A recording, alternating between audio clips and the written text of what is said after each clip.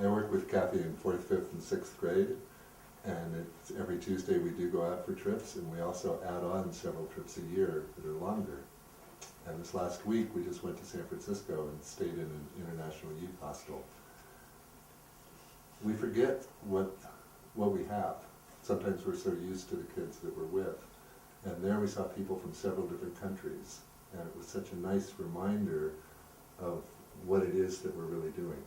There was a teacher from the East Bay that at one point said, I thought I was on another planet when I walked into this place. There were 20 kids in the living room. They were all quietly doing things in small groups. And at meal times, we create our own meals. We create our own menu. We do the preparation as a team.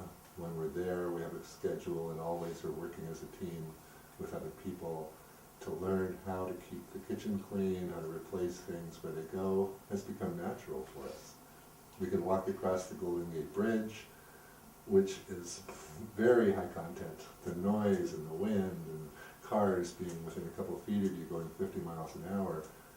It seems crazy, but the attention that the kids pay it never felt unusual.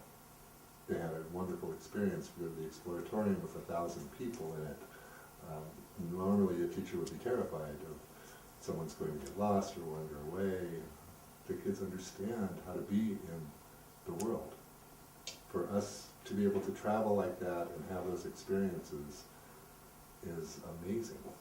And it starts with what Narani was talking about and what Rose was talking about, that if you have an awareness of your classroom, an awareness of what's around you, an awareness of your school grounds, start doing the Tuesday hikes, have an awareness of what's in the environment close to you, and then pretty soon you're expanding and you're expanding and you're expanding on that, and it seems normal to be able to travel and interact with other people.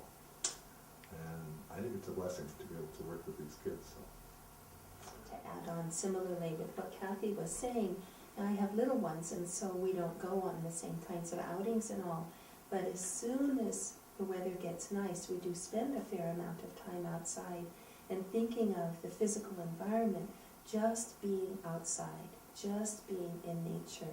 You know, for us, it's a matter of only walking outside of our door, whether it's reading and they take their books and they spread out under the trees, or whether we're practicing spelling outside, or just the same lesson that we would have inside, being outside, having there be a greater distance between them and their other friends. It's like their energy isn't sort of so bouncing against each other, but it has the space to be able to be expansive. And you know, there have been so many studies done about just what being able to see a vista, being able to just see the color green. And so having that freedom to be able to take the children and simply go outside to do our work, even though it's, you know, they go on trips. For us, it's a 30-second walk outside of our door to the trees.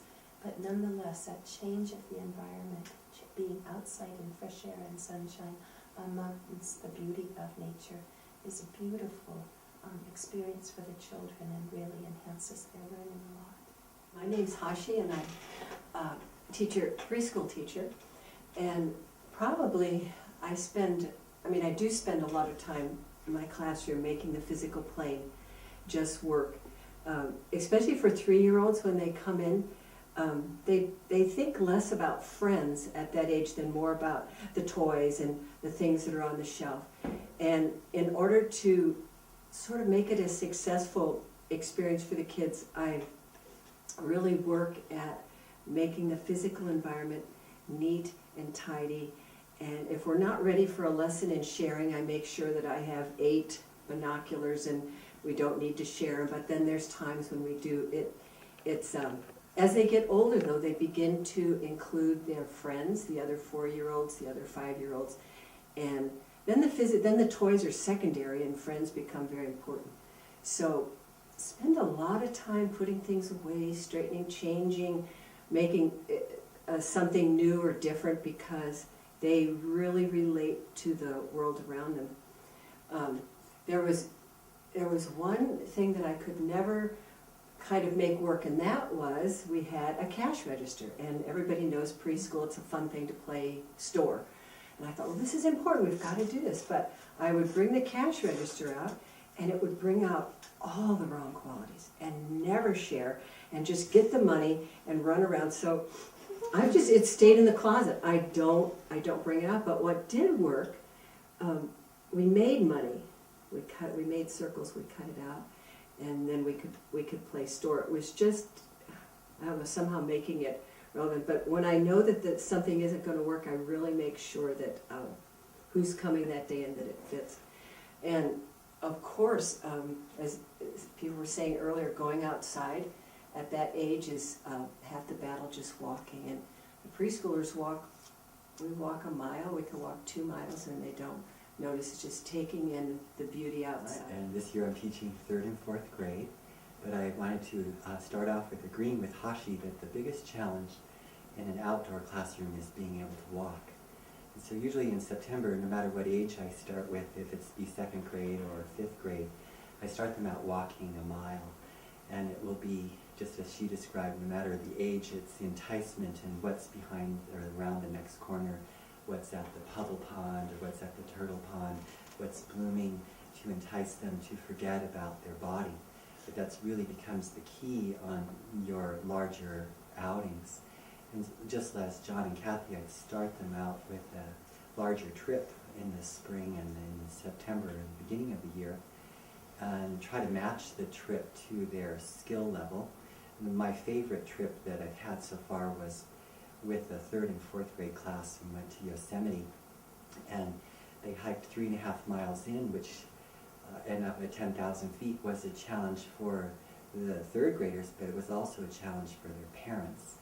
And by having each child come with their family, it also gave the parent, a chance to experience the same thing that their child was, but also to have a first-hand experience of the importance of the physical environment, or nature in this case. And the trip was so special to me. Our last night after we had climbed a peak together, we were going to have a group meal out on a ledge that overlooked, again, a giant vista that had been, that goes out forever as far as you can see, with granite exposed, glacial polish, and lakes below you. And as we ate, the sun was going down, and I'd already prearranged with David Eby to come along on the trip with his, at that time, I think she was 4 years old. She was our youngest hiker, Caitlin, his daughter, and she was there, and he was going to lead us in the song Peace as the sun went down. So after the dinner was finished and we put everything away, just perfect timing as the sun is going down and the alpenglow is lighting up all the Sierra peaks around us, he starts us on this song, and the kids had practiced it before, but like almost anything in class, the first time through, or until you make it your own, it's just words. It doesn't really have any significance. And the song starts out with "Peace gave us the mountains," and there we are surrounded by the mountains. Peace gave us the sun, and it's going down in an orange glow.